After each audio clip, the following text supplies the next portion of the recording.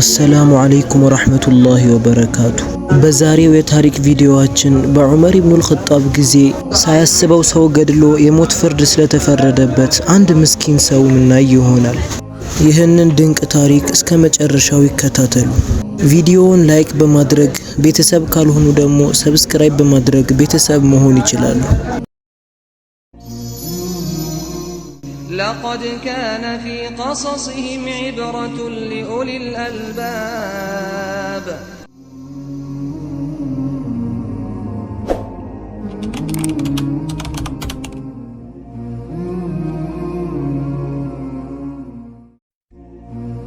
በሁለተኛው ኸሊፋ በዑመር ኢብኑ አልኸጣብ ጊዜ አንድ መንገደኛ ሰው ግመሉን ይዞ በአንድ ማሳ ላይ ይገባል። ግመሉም ስለራበው ከማሳው ባለቤት ፍቃድ ውጪ እንዲበላ አደረገ። የግመሉ ባለቤትም ጥላ ቦታ ፈልጎ እረፍት ማድረግ ጀመረ።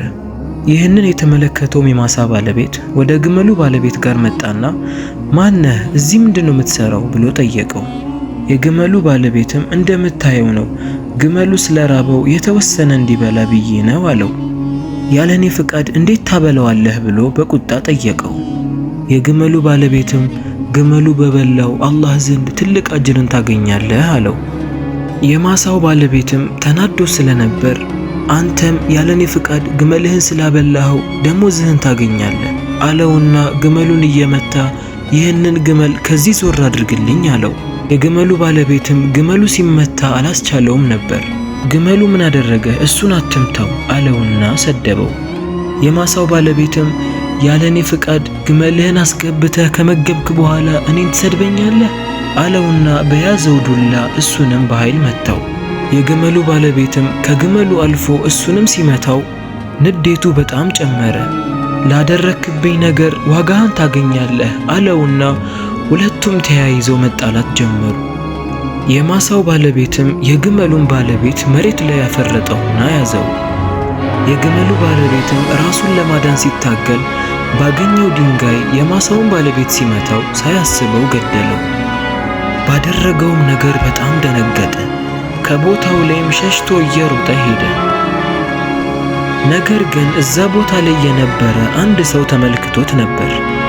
የማሳው ባለቤት መሬት ላይ ተዘርሮ የግመሉ ባለቤት ደግሞ ሮጦ ሲሸሽ ተመለከተው።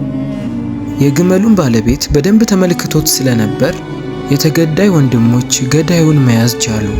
የግመሉን ባለቤት ይዘው ቂሳስን ፈልገው ወደ መዲና ሄዱ።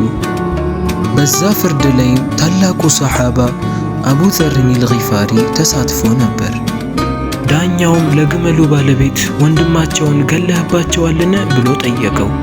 አዎ ገድየዋለሁ፣ ነገር ግን አስቤ አይደለም፣ ራሴን ለመከላከል ስል የተፈጠረ ነገር ነው ብሎ መለሰ።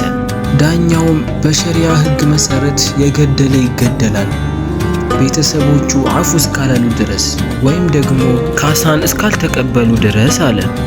የተገዳዩ ወንድሞችም ፈጠን ብለው እኛ ምንም አይነት ካሳን አንፈልግም፣ ምንፈልገው የወንድማችንን ገዳይ ደሙን ነው አሉ። የግመሉ ባለቤትም የተገዳይ ወንድሞች መቼም አፉ እንደማይሉትና ካሳን እንደማይቀበሉ ስላወቀ ክቡር ዳኛ ሆይ የታመመች ሚስትና ገና ያልጠነከሩ ልጆች አሉኝ፣ ሚፈቅዱልኝ ከሆነ እነሱን አግኝቼ ብመለስ ደስ ይለኛል።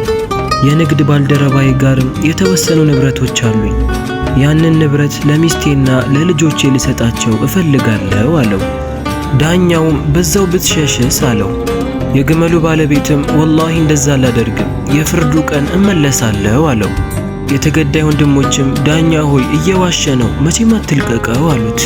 ዳኛውም ወላሂ መቼም አልለቅህም ዋስ ሚሆንህን ሰው እስክታገኝ ድረስ አለውና ወደ ሰዎች ዞሮ እናንተ ሰዎች ለዚህ ሰው ዋስ ሚሆነው አለን ብሎ ጠየቃቸው። ዋስ ሚሆነው ከሌለ አሁኑኑ እንዲገደል አዛለው አለ። ዋስ እኔ ሆናለሁ የሚል አንድም ሰው ታጣ። ሁሉም ፈርቶ ዝም አለ። ዳኛውም ዋስ ለመሆን የሚደፍር ሰው የለምን አላቸው። ከመካከላቸውም አንዱ ለማናውቀው ሰው እንዴት ዋስ እንሆናለን? ዋስ ሆነንለት ከሄደ በኋላ በዛው ቢቀር ቂሳሱ ወደኛ ነው የሚዞረው አይደል አለ። ዳኛውም አዎ ቂሳሱ መቼም አይቀርም አለና ስለዚህ ዋስ የሚሆነው ከሌለ እንዲገደል አዛለው አለ። ወዲያውኑም አቡ ዘርን አልጊፋሪ አይ እንዳይገደል እኔ ዋስ ሆነዋለሁ አለ።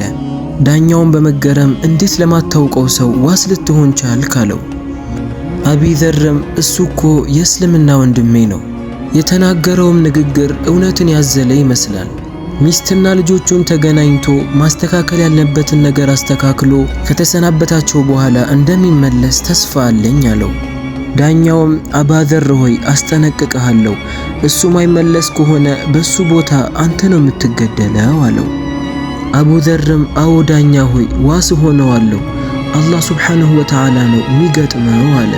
ዳኛውም እንዲህ አለ፣ ለገዳይ ቤተሰቦቹን እንዲገናኝ 2 ቀን እንሰጠዋለን።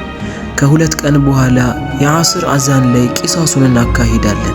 ማይመለስ ከሆነ ፍርዱን ዋስ በሆነው አቡዘር ላይ እናካሂደዋለን አለ። የግመሉ ባለቤትም በደስታ አቡዘርን አመሰገነው። አቡዘርም ማመስገን ያለብህ አላህን ነው፣ ነገር ግን ካንተ የምፈልገው አንድ ነገር አለ።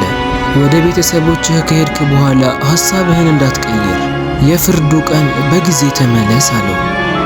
የግመሉ ባለቤትም እሺ በጊዜ መለሳለሁ አለና አቡዘርን አመስግኖ ሄደ። የግመሉ ባለቤትም ወደ መንደሩ ከተመለሰ በኋላ የተከሰተውን ነገር ለሚስቱ ነገራት። የሚገደልበትንም ቀን እያሰበ መተከዝ ጀመረ። ነገር ግን ሚስቱ ዘይድ ሆይ ሌሊቱን እዚህ እንዳታድር፣ ከዚህ ሽሽ፣ አምልጥ ትለው ጀመር። ዘይድ ግን እንዴት እሸሻለሁ? እኔ ከሌለሁ እኮ በእኔ ቦታ አቡዘርን ይገሉታል አላት። ሚስትየውም አቢዘር እኮ ታላቅ ሰሓባ ነው፣ እሱን ለመግደል አይደፍሩም አለችው። ዘይድም እንዲህ አላት፣ ይህ እኮ የአላህ ሕግና ሸሪዓ ነው፣ ገዳዩ ከሸሸ በሱ ቦታ ዋስ የተደረገው ሰው ይገደላል አላት። ሚስትየው ግን እሱ እኮ ትልቅ ሰሓባ ነው አልኩ፣ ማንም ሰው ሊገለው ይቅርና በመጥፎ ሊነካው እንኳን አያስብም። አንተን ከገደሉህ ልጆቻችን የቲም ይሆናሉ። እኔንም እንደምታውቀው ታማሚ ነኝ። አንተ ከሞትክ በኋላ እኔም ተሰቃይቼ መሞቴ አይቀርም። ለልጆችህና ለእኔ ስትል በሕይወት መኖር አለብህ። አሁን ያለህበትን ሳያውቁ ከዚህ ማምለጥ አለብህ። ሂድ ዘይድ ሽሽ አለችው። የፍርዱ ቀንም ቂሳስ የሚያካሂደው ሰው ተዘጋጅቶ ሰዎችም ተሰባስበው የግመሉን ባለቤት ወይም ዘይድን መጠበቅ ጀመሩ። ነገር ግን ዘይድ እስካሁን ድረስ አልመጣም። የተገዳይ ወንድሞችም ዳኛ ሆይ እስካሁን ድረስ ገዳዩ እኮ አልመጣም፣ ይህንን ቀጣፊ እንዲሁ በቀላሉ መልቀቅ አልነበረብንም ማለት ጀመሩ። ዳኛውም ለአቡዘር ለሰውየው ዋስ እንዳትሆነው አስጠንቅቄህ ነበር አለው። አባዘርም ነገር ግን እኮ በመካከላችን አላህን መስካሪ አድርገነዋል አለ። ሰዎችም ለአባዘር እንዴት ለእንደዚህ አይነቱ ሙጅሪም ዋስ ትሆነዋለህ አሉት። አባዘርም ወላሂ አሁንም ቢሆን ሙጅሪም ነው ብዬ አላስብም፣ ለሱ ዋስ በመሆኔም አልቆጭም። ምናልባት ለመመለስ መንገድ ላይ የያዘው ነገር ሊኖር ይችላል። እሱ ሳይመለስ ቀርቶ ፍርዱን በእኔ ላይ ብታካሂዱት እንኳን ዋስ ሆኜ በሰራሁት መልካም ሥራ አልቆጭም አላቸው። ዳኛውም ወደ አባዘር ጠጋ አለና ፍርዱ የኔ ቢሆን ኖሮ እንድትገደል አላዝም ነበር፣ ነገር ግን ይሄ የአላህ ሕግ ነው። አባዘርን ወደ ቂሳሱ ቦታ ይዛችሁት ሂዱ ብሎ አዘዘ። የዓስር አዛን ደርሶ ዘይድ ስላልተመለሰ በሱ ቦታ አባዘርን ይዘው ወደ ቂሳሱ ቦታ ሄዱ።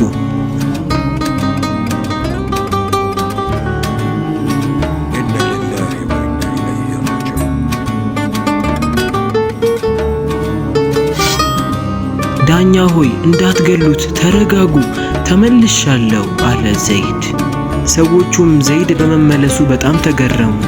ዘይድም ወደ እነሱ ጠጋ አለና ይኸው እኔ መጥቻለሁ፣ አባዘርን ልቀቁት፣ በእኔ ላይ የአላህን ሕግ አካሂዱ አላቸው። ዳኛውን በመገረም እኛ እኮ ከሄድክ በኋላ በዛው የሸሸህ መስሎን ነበር፣ እንዴት ልትመለስ ቻልክ ብሎ ዘይድን ጠየቀው። ዘይድም ለአባዘር የሰጠሁት የአላህን ቃል ነው፣ በመካከላችን አላህን መስካሪ አድርገነዋል። በሰዎች መካከል ቃልን መሙላት ጠፋ እንዳይባል ፈርቼ ነው የተመለስኩት አለ።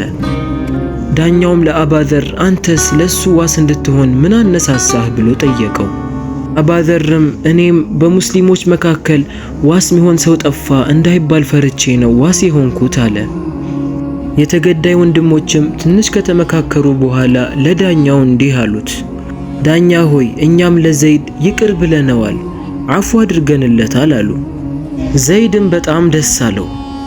ዳኛውም ለዘይድ አፉ እንድትሉት ምን አነሳሳችሁ ብሎ ጠየቃቸው። በሙስሊሞች መካከል አፉ መባባል ቀረ እንዳይባል ብለን ነው አሉ። ከዛም የአስር አዛን ወጣና ሁሉም ተያይዘው ለመስገድ ወደ መስጂድ ሄዱ።